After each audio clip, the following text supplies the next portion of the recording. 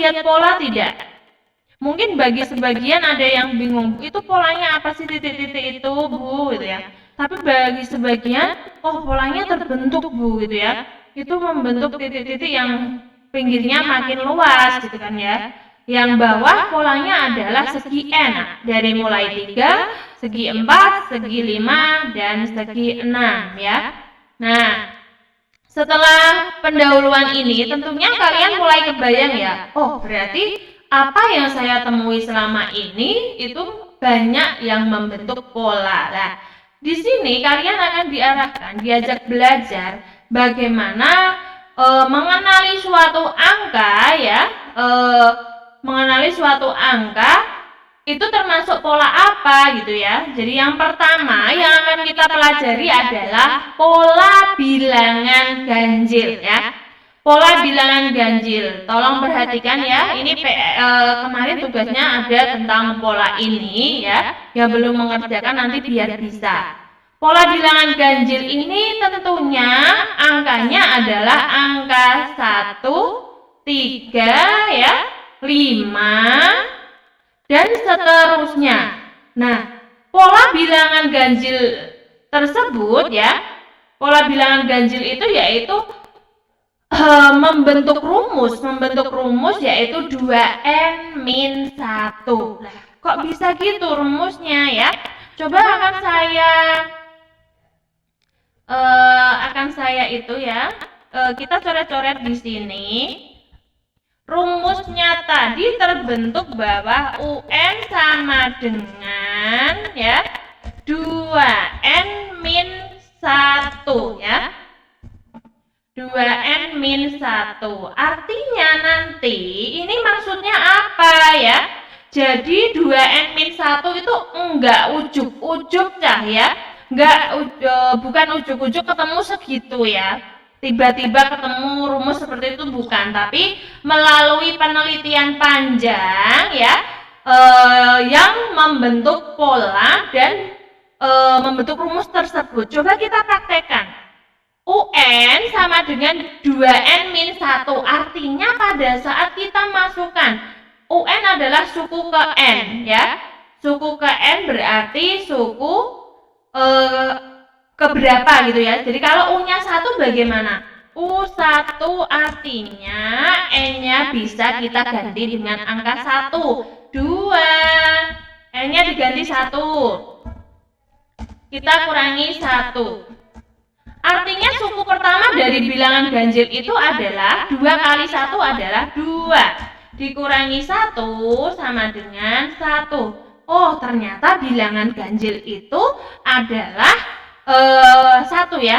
Yang kedua U2 misalkan. U2 ya, U2 artinya 2, N-nya diganti 2 dikurangi 1 ya. 2 kali 2 4 dikurangi 1 sama dengan 1 ya. Oke.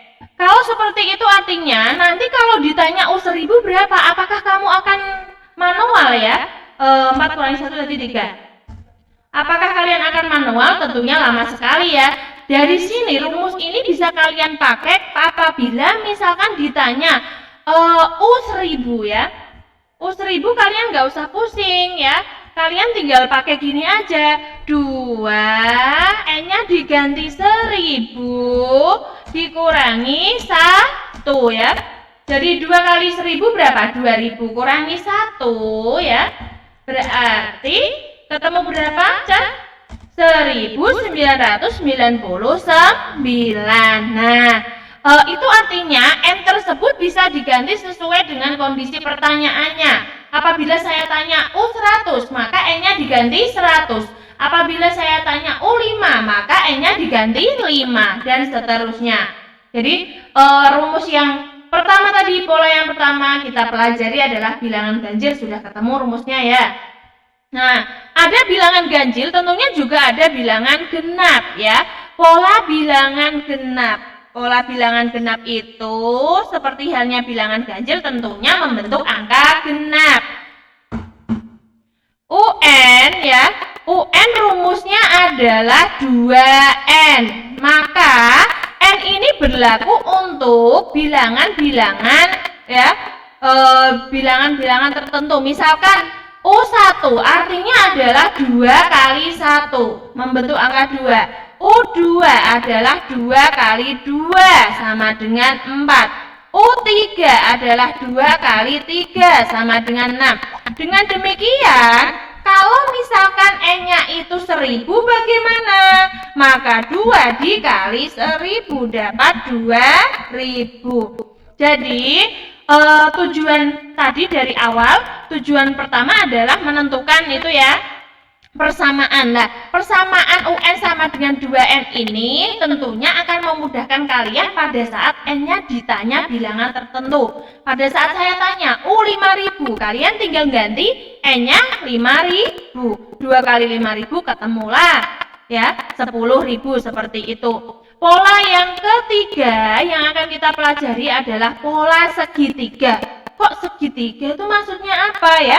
Pola segitiga itu ternyata konfigurasinya ya, kalau kita susun menjadi bentuk titik-titik itu membentuk pola segitiga. Kalau ditumpuk-tumpuk, ditumpuk-tumpuk, misalkan ada benda ditumpuk-tumpuk itu bentuk segitiga seperti itu. Nah, angka-angkanya coba perhatikan, barisan bilangan segitiga itu kan 1, 3, 6, 10 dan seterusnya. Nah, itu bisa lihat ya rumusnya di slide bahwa UN adalah setengah N kali N plus 1 lah. Rumus itu apakah wajib hafal ya? Dibilang wajib tidak, namun paham ya. Yang pasti kalian harus paham. Dengan kalian paham, kalian akan bisa itu ya otomatis ya hafal rumus tersebut lah. Kalau misalkan ditanya UN itu U50-nya berapa? Suku ke-50-nya berapa? Kita lihat di papan tulis ya. UN tadi rumusnya adalah setengah N plus 1. Maka pada saat saya tanya U50, N-nya ganti dengan berapa? 50.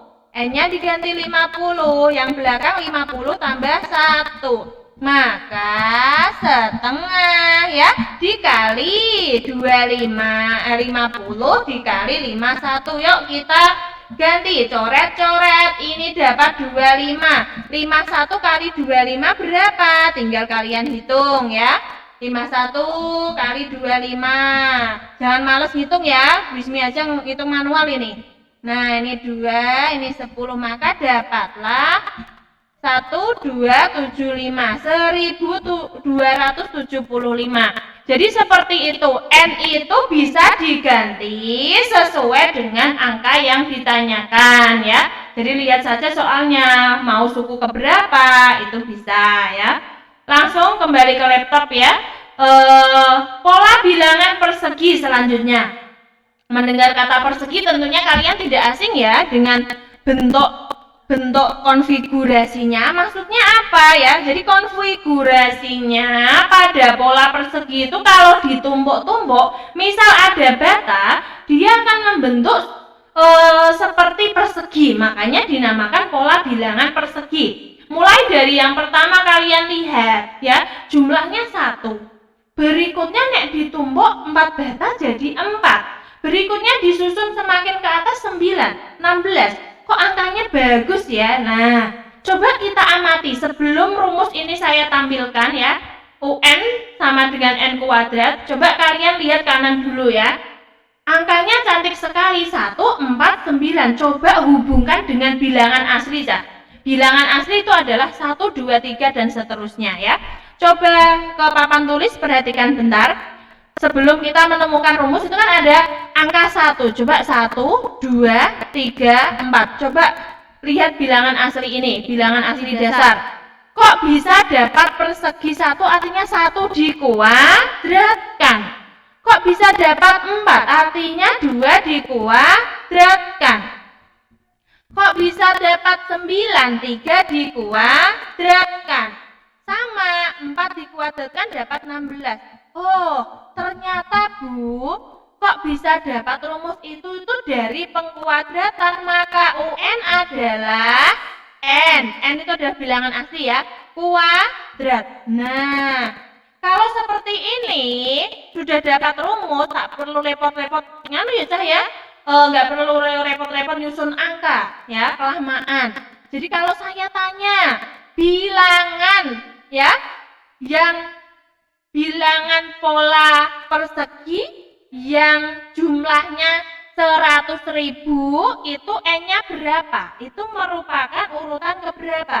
Nah, UN diketahui 100.000 ditanya 10.000 N-nya berapa? Nah, pertanyaannya gini.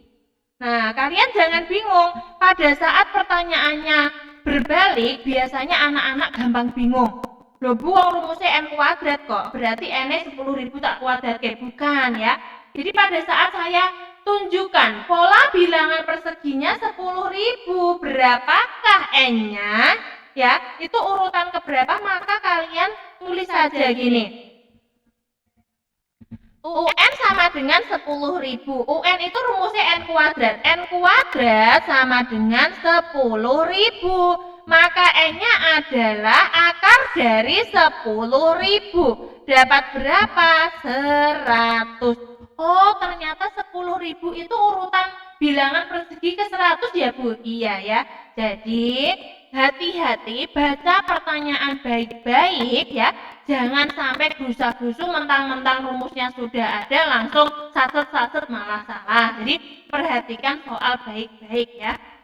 Berikutnya kita akan kembali ke slide lagi, yaitu pola bilangan persegi panjang. Nah, seperti halnya persegi panjang itu polanya akan membentuk konfigurasi yang gambarnya kalau divisualkan itu membentuk persegi panjang.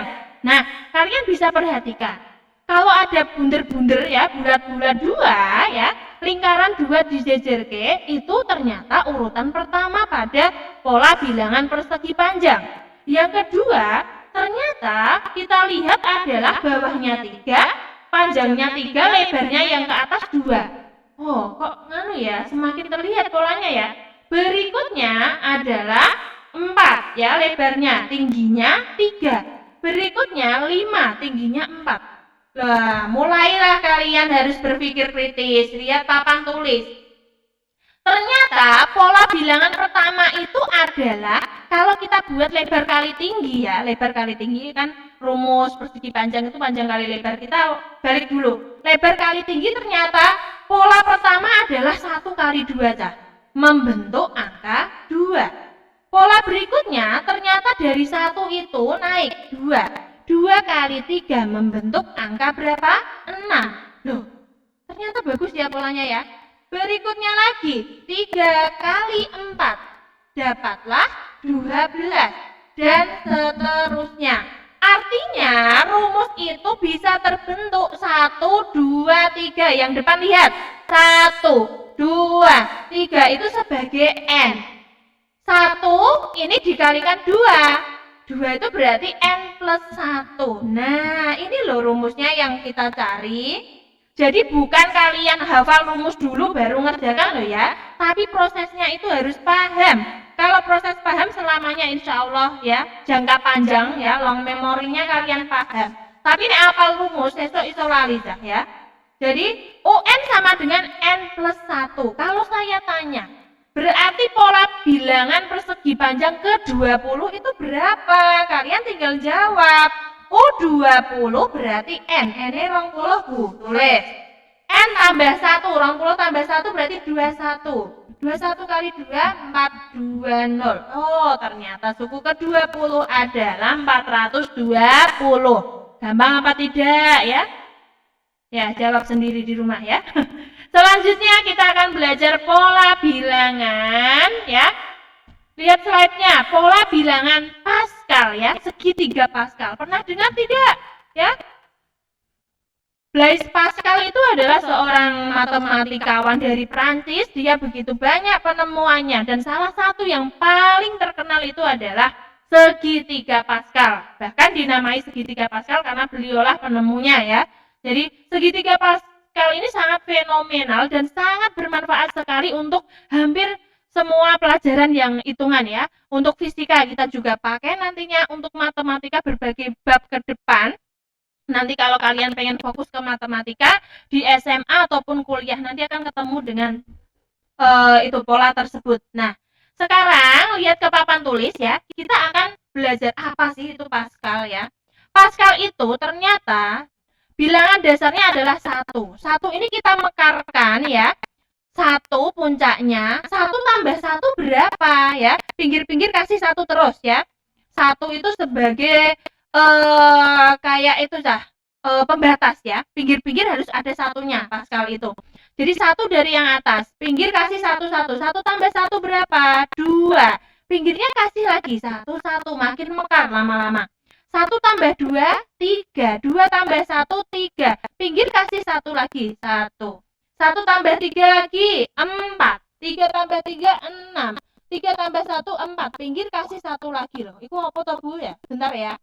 Ikuti saja dulu. 1 tambah 4, 5. 4 tambah 6, 10. 6 tambah 4, 10. 4 tambah 1, 5. Pinggir kasih 1, 1. Ternyata itu bukan hanya sekedar pola biasa ya. Kalau kita urut-urut, suku 1 itu jumlahnya 1. Coba jumlahkan dulu ya garisnya. Suku 2, 1 tambah 1, 2. Suku 3, 1 tambah 2 tambah 1, 4. Nah, dari sini mesti bisa tanpa ngitung. 1 kali 2 dapat 2, 2 kali 4, 2 dapat 4, 4 kali 2, 8. Kalau saya isi 8, betul nggak? 1 tambah 3, 4 ya. 3 tambah 3 tuh, ini ya. 4 tambah 3, 7 tambah 1, 8. Ternyata betul 8. Ini pasti 16 ya. Coba hitung sendiri, buktikan pasti 16. Ini pasti 32 ya. Jadi kalau kita tambahkan semuanya ini pasti 32 ya. Nah, ternyata benar. Nah, Bu, terus kalau misalkan saya ditanya suku ke-10, apakah saya harus membuat segitiga Pascal sampai 10 baris ke bawah? Lama dong. Nah, bukan seperti itu. Dari sini kalian akan menemukan pola bahwa ini ternyata adalah bentuk perpangkatan, Cak. Nah, kemarin ya, sebelumnya dulu kalian pasti sudah pernah dengar ya, bahwa semua bilangan pangkat 0 adalah 1 ya. Coba perhatikan, suku 1 itu ternyata 2 pangkat 0. Suku 2 adalah 2 pangkat 1. Suku 3 adalah 2 pangkat 2. 2 pangkat 3 dan seterusnya. Artinya untuk pola bilangan Pascal ini adalah 2 pangkat n-1. Ini rumusnya. Kalau tadi ditanya suku ke-10, maka kalian tinggal 10. 2 pangkat 10 kurangi 1 sama dengan 2 pangkat 9 ya. 2 pangkat 9 bisa dihitung sendiri ya. 2 kali 2 kali 2 sebanyak 9 kali. Pola bilangan ke-7 yang akan kita pelajari ya, ini cukup unik juga pola bilangan ini, dan anak-anak suka biasanya dengan bilangan ini karena namanya juga unik ya, karena penemuannya itu emang namanya itu ya, unik, yaitu bilangan Fibonacci. Apa itu pola bilangan Fibonacci? Pola bilangan Fibonacci mungkin pada saat ini kalian kurang itu ya, apa sih manfaatnya gitu ya. Tapi nanti pada saat psikotes kalian pengen jadi PNS, pengen masuk ke bank itu, pola ini sangat sering keluar ya. Jadi ini untuk tes-tes psikotes ya, mengukur ya kemampuan berpikir kalian itu untuk tingkat hitungannya itu bisa sering muncul materi ini. Coba lihat di papan tulis ini. Bilangan Fibonacci itu adalah bilangan yang menjumlahkan angka-angka sebelumnya. 1 tambah 1 berapa? 2, taruh di belakangnya. 1 tambah 2 berapa? 3, taruh belakangnya. 2 tambah 3 berapa? 5, taruh belakangnya. 3 tambah 5, 8, dan seterusnya. Apakah punya rumus? Punya ya. Di situ ada, tetapi Fibonacci itu kalian tidak perlu menghafalkan karena dia akan berubah ya. Maksudnya gini, apabila depannya suku pertamanya berubah, otomatis kan hasil belakangnya berubah. Jadi kalian tidak perlu repot-repot ngafalin rumus, yang penting paham. Coba misalkan saya membuat contoh kedua, 2,3. Kalau kita jumlahkan berapa? 5. Ya, 3 tambah 5 berapa? 8. 5 tambah 8 berapa? 13 dan seterusnya. Artinya di sini kalian tidak dituntut hafal rumus, tapi paham bahwa Fibonacci itu adalah suatu pola bilangan yang dijumlahkan dengan angka-angka sebelumnya ya. Sampai di situ mungkin nanti ada yang bingung, tanyakan saja ke Classroom ya. Lanjut ke pola bilangan pangkat 3 ya. Pola bilangan pangkat 3 ini cukup mudah ya. Seperti halnya pola-pola yang lain ya. Bisa kalian simak ya di papan tulis. Pola bilangan pangkat 3 itu sama kayak persegi, tapi bedanya nek persegi kan 1 kuadrat, 2 kuadrat, 3 kuadrat, 4 kuadrat dan seterusnya. Kalau pangkat 3 ya sama, tapi pangkat 3, 1 pangkat 3, 2 pangkat 3, 3 pangkat 3, 4 pangkat 3 dan seterusnya.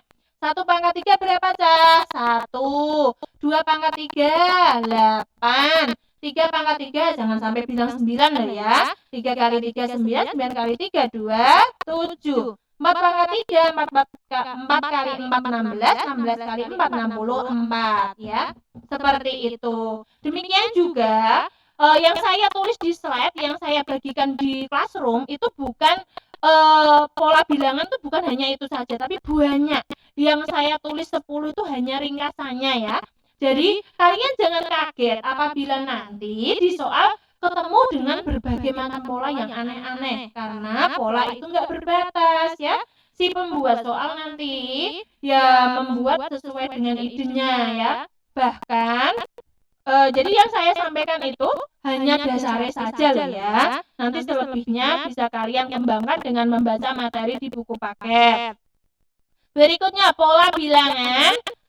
Yang ke-9 adalah pola bilangan aritmatika. Apa itu aritmatika ya?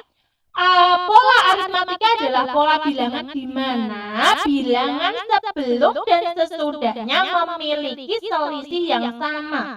Apa kowe Bu, wes aja bingung ta. Lihat dulu di sini di papan tulis. Misalkan ya, saya punya angka pertama di luar saya akan membuat contoh di luar slide ya, biar kalian makin paham. Misalkan saya punya bilangan pertama min 2.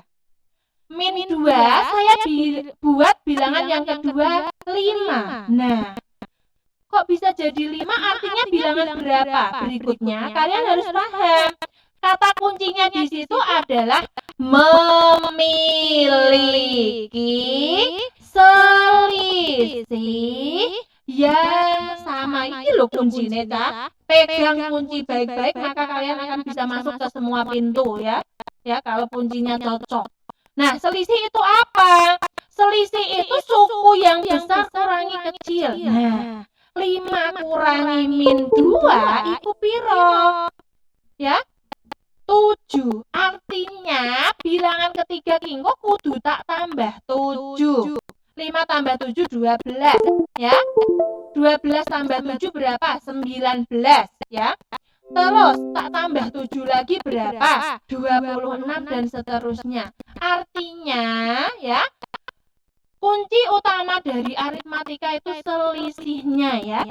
Contoh, saya misal Bu kok yang ditanya belakang terus, nek ditanya depan terus piye Bu? Misal saya membuat soal ya, tek tek tek titik titik koma, titik titik koma. Saya buat 35 ya. Di sini misalkan 41, 47, tentukan bilangan pertama dan kedua. Kalian ojo bingung Cah ya. Kuncinya tadi kan selisihnya sama. Coba kita lihat yang belakang. 41 karo 47 selisihnya 6. 35 karo 41 selisihnya 6. Artinya angka yang kosong ini 35 dikurangi 6 dapat berapa? Iki 35 dikurangi 6 29. 29 kurangi 6 berapa? Berarti dapat berapa Cah? 23 ya. Jadi pahami dulu semuanya agar selisihnya sama ya. Itu kunci dari aritmatika ya. Aritmatika tadi apa? Ya, pola yang memiliki selisih yang sama. Nah, itu catat baik-baik. Nah, pola terakhir yang akan saya ajarkan ya, selain aritmatika ya, partner sejatinya itu pola bilangan geometri. Nah, ada aritmatika, ada geometri. Mungkin kata-kata ini baru untuk kalian ya, tapi nanti kedepannya ya, kelas 9 SMA kalian akan akrab dengan ini dan harus paham. Pola bilangan geometri adalah suatu bilangan merupakan hasil perkalian bilangan sebelumnya dengan suatu bilangan yang tetap. Berarti bukan selisih yang sama, Cah. Tapi hasil baginya sama. Apa itu hasil bagi? Namanya adalah rasio, ya. Bukan rasio loh, saya. Rasio. Rasionya sama ya. Lihat papan tulis. Apa itu rasio? Rasio adalah hasil bagi dari angka yang besar dibagi yang kecil ya. Contohnya gini. Saya punya angka 2, 6, 18 ya, dan seterusnya ya. Maka berapakah angka berikutnya? Kalian jangan bingung ya. 2 ke 6. Loro kok iso 6 ku rasio mang apa ya? Rasio itu kan hasil bagi. 6 dibagi 2 berapa? 3. 18 bagi 6 berapa? 3. Oh, berarti rasionya kuwi 3 ya, Bu? Iya, rasionya 3. Artinya, suku berikutnya kalau saya tanyakan, kalian jangan bingung. Tinggal dikali 3, tinggal dikali 3. 18 kali 3 piro? Ayo, dihitung. Berapa? 54 ya. 54 kali 3 berapa? 162 dan seterusnya. Nah, dari 10 pola tadi yang saya sampaikan ya, pasti ada yang gampang diingat, koyok persegi ya, persegi panjang itu mudah diingat. Tapi yang lainnya tentunya kalian butuh pemahaman khusus ya. Jadi jangan lupa materi sudah saya share, buku paket sudah saya share, tugas ya. Sudah saya berikan, mohon dikerjakan ya. Tugas ini ya saya buat tidak jauh-jauh dari yang saya terangkan. Jadi kalau mau mendengarkan, mau menyimak, mau membaca materi, insya Allah bisa. Tugas sudah saya berikan dari hari Rabu. Jadi mohon dikerjakan sesuai deadline. Deadline nanti malam pukul 23.59 ya. Silahkan dikumpulkan ya. Dikumpulkannya di mana? Dikumpulkannya itu di kolom komentar tugas. Jadi tugas dari Bu Ismi buka kolom komentarnya. Silahkan dikomentari, komentar pribadi, upload jawaban kalian, foto upload ya. Nanti kalau sudah berhasil ngupload, jangan lupa klik serahkan. Kalau sudah kalian klik serahkan, maka baru masuk ke Classroom Ismi ya. Baik, hari ini demikian yang saya materi yang saya sampaikan ya. Semoga bermanfaat. Tetap semangat belajar walau dari rumah ya. Jangan lupa cek ya informasi di Classroom. Saya akan selalu update materi sesuai dengan jam mata pelajaran saya ya. Sekian hari ini ya. Assalamualaikum warahmatullahi wabarakatuh.